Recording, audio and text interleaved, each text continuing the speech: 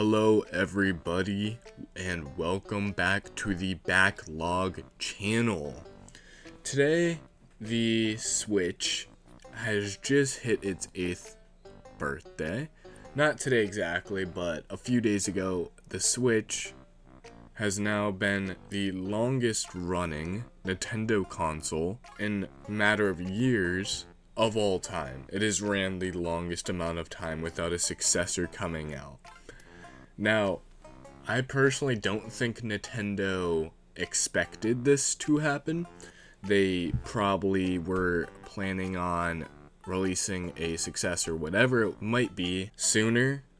But just with the success of the Switch, of the Switch 1 specifically, that's so weird. I'm going to have to get used to saying Switch 1 and Switch 2, not just Switch, because you don't know the difference now. Anyways, I think they got so used to the Switch 1 being such a success no matter what they do on it at this point that they realized they have enough time to really perfect whatever they want to for this new console and not force it out as soon as they can. So with that knowledge, they are putting everything into the Switch 2, not rushing it like they did for the Switch 1, and they're really just trying to perfect everything. They're trying to perfect the joysticks so they're not drifting. They're trying to perfect some other things that there was definitely problems on the Switch 1 for. They're trying to fix those coming into this new generation, because this new generation isn't exciting. I gotta say, it's not exciting.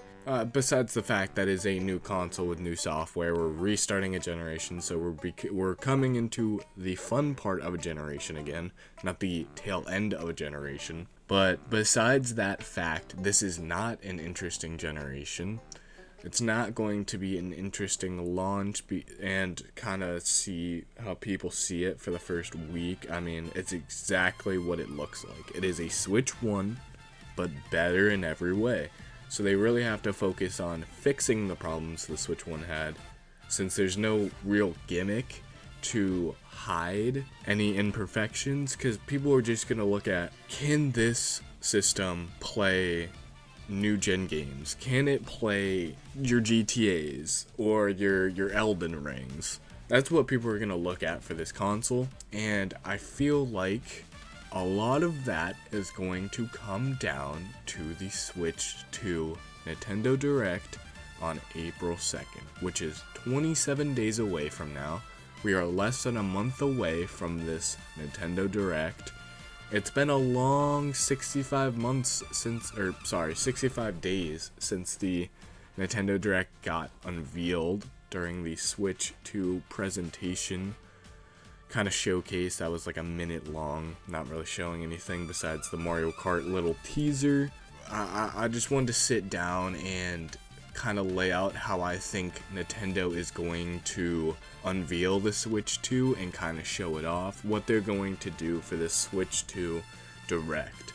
So going straight into it, after I've already rambled for 4 minutes, but I'm going straight into the points. I think it's going to start from them fading in from black onto Miyamoto. I'm not 100% sure about this, but I think if anyone's going to be Miyamoto, holding the Switch 1 in his hands, and he'll look at it, and at some point he'll throw it away or put it down or something, and then look at the Switch 2, and it will from there instantly go into the first game trailer. And I think the first part that I said, I think is just like a representation of, this isn't a 100% authentic, built from the ground new console. Obviously it is a new generational console, but it is obviously building on a lot of the things the Switch 1 did well, and building better upon things that it didn't do good, or I guess did bad. And that'll just kind of be symbolism once he pulls the Switch 2 out and then he throws the Switch 1 away, like, this is the new one. This is the one you want. This is the better, more improved Switch. And then from there, I think it'll go straight into the first game trailer, and I really think it'll be a 3D Mario shadow drop. I don't think it's going to be a full trailer. It's just going to be like more whatever it is, like just say it's like a what people were speculating a while there was Mario Journey or Super Mario Journey, where it's a huge open world game. If that's the case, I think that Mario is going to run and you're going to see his character model and he's going to run out into a field and he's going to run out into the distance, and then it's going to fade into a screen saying like a release time, not a date. It's not going to be that set in stone yet. It's going to be a release time, and I think it's going to not be this year, but probably early to mid next year, 2026. And I think from there it's going to fade out and it's going to come back to someone on the Nintendo team, I don't know who, and it's going to just kind of be this person unveiling what some of the Switch 2 things are going to be, like functions and features. So I think some of these functions, I think they're just going to talk about them as like they're showing it on the screen, or maybe they're holding the Switch 2 and like showing what you can do with it as they're like doing it as they're saying it. Either way, if they show themselves doing the functions, or like a kind of like not AI, but like a CGI video of these functions happening. Either way, I think it's going to be them unveiling some of the functions that's going to be different about this console. Even though it is pretty similar to the Switch 1, they gotta have new functions. So I think the first thing that they'll show off is like they're gonna include showing what the USB-C on the top can do, even if it's simple, just like in tabletop mode, you can now charge your Switch 2 from the top instead of not being able to switch your Switch 2 or Switch 1 or whatever how they say it. But I personally think the USB-C on the top is more purposeful than people think it might be. Some people are saying you might be able to add a screen, and this will kind of show off Nintendo Switch DS Nintendo Online support, and you'll be able to attach that second screen by the USB-C port and have a practically like a working Nintendo DS, but this on a Switch too. And I could see that happening. I'm very skeptical of that. I think that's so elaborate and it's not very Nintendo to do that, like make a whole new accessory for a whole section of one of their services. You gotta buy the screen. I mean, I guess it would probably be like you don't have to buy the screen, but it would be better if you bought the screen. It would be more authentic. Anyways, I think they'll show off what the USB-C port does anyways, and I think they'll also show in between this basically what the interface of the Switch will look like. I think they're going to show it's going to be more immersive. You can have more customizability, kind of like the Switch, or I'm sorry, the Nintendo 3DS, where you could have custom backgrounds, have custom home music, stuff like that. And I think at the very least we'll at least have home music or some sort of more than just black and white backgrounds that you can pick from, maybe just some few select ones.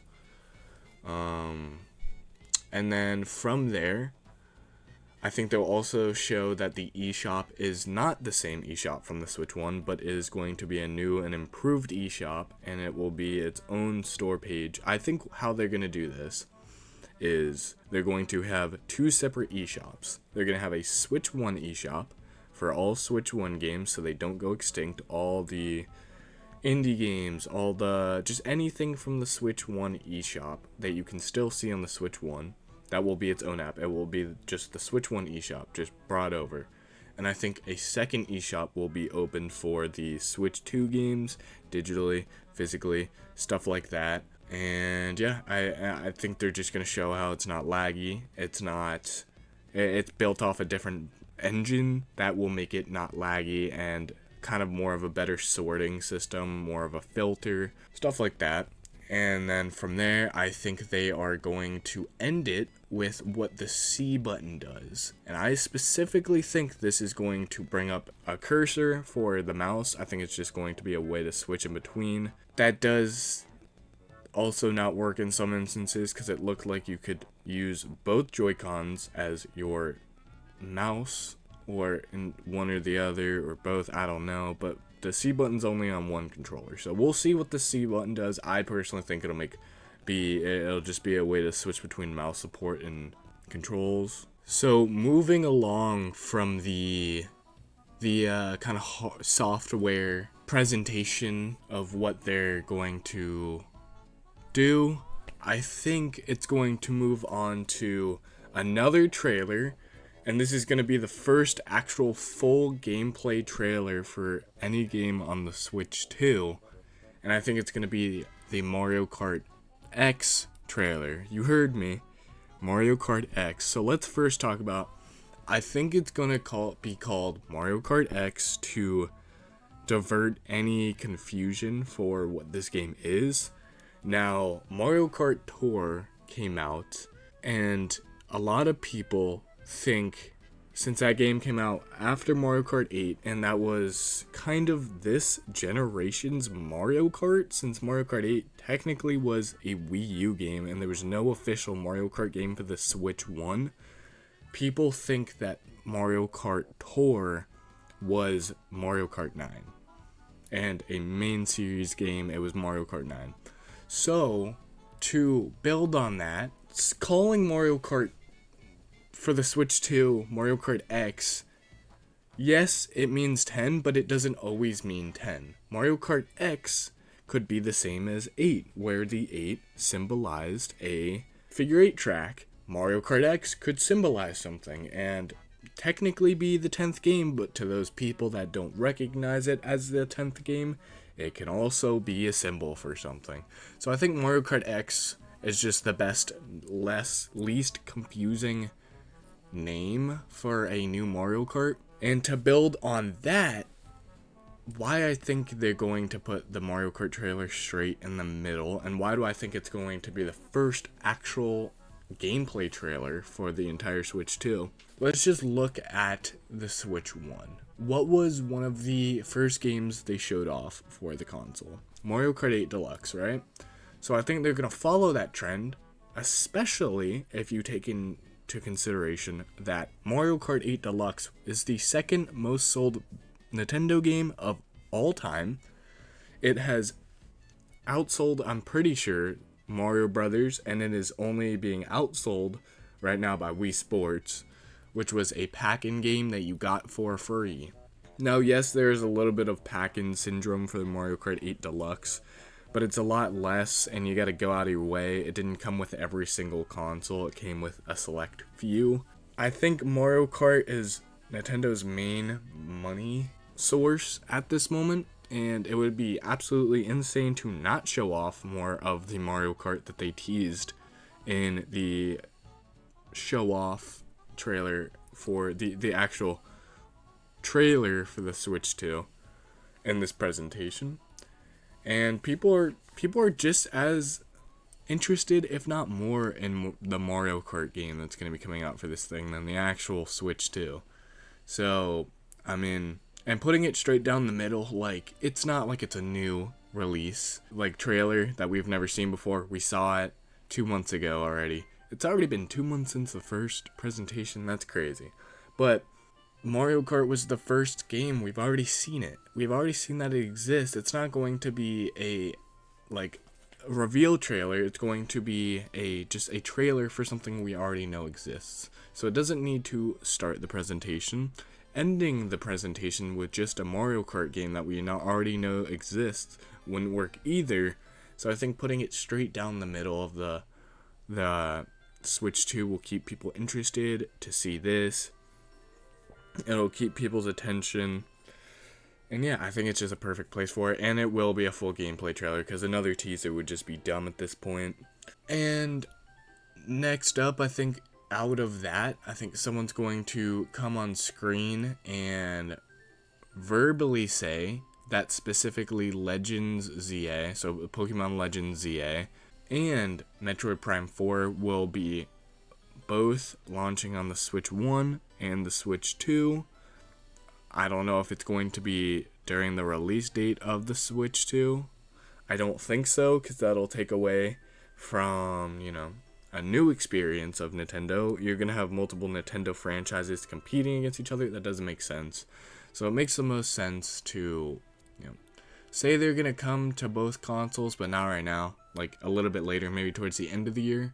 Then moving on from that, we also got a quick presentation style that's going to show that there's going to be a new Xenoblade, there's going to be some Elden Ring gameplay in there, maybe some GTA 5 gameplay in there, and it's going to end with Splatoon 4 teaser footage. Not trailer, just a little bit of teaser footage.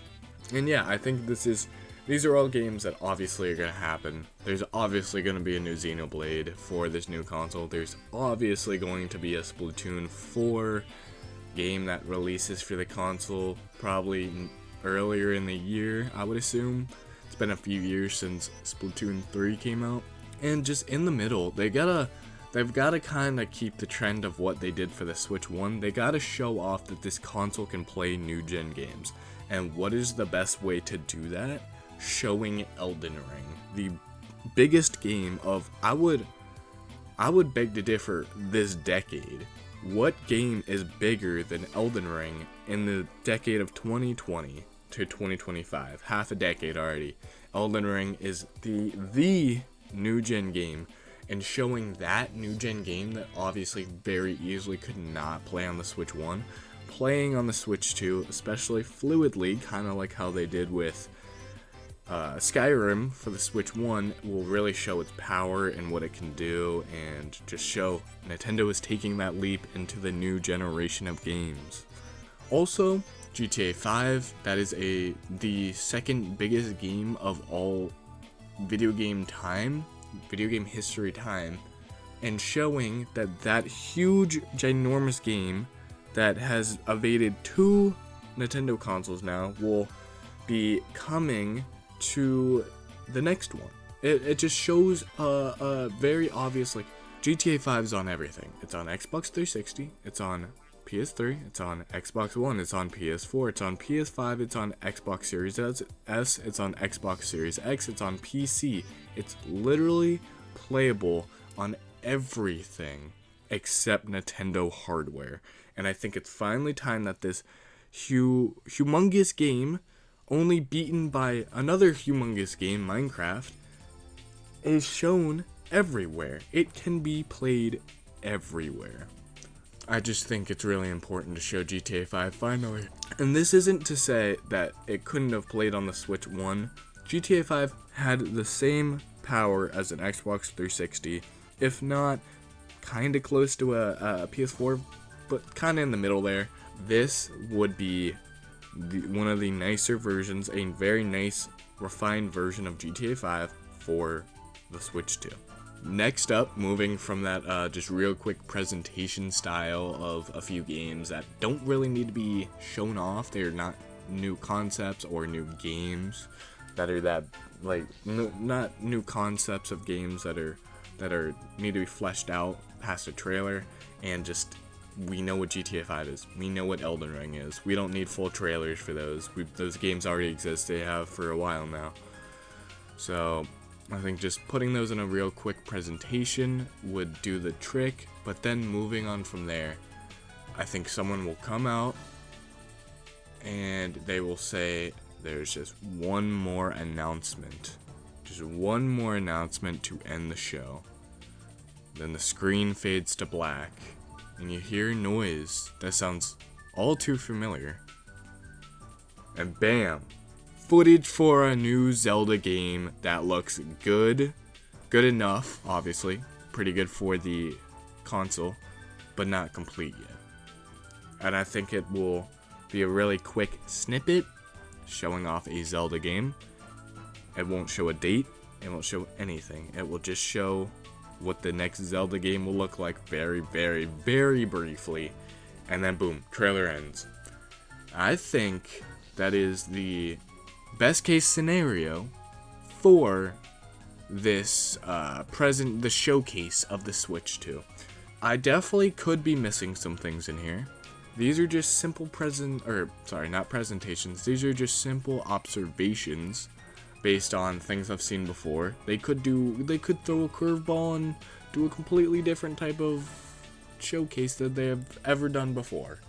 but I personally think they're going to stick to just wow factor, because they can't wow you with a new gimmick when one barely exists for this new console. They very much got to show off what's going to be the specs, what's going to work on this console, what it's going to be compared to, but more importantly, what amazing games are coming to this console. And that's about it. I mean, 27 days left, and there's nothing else to do besides just wait at this point.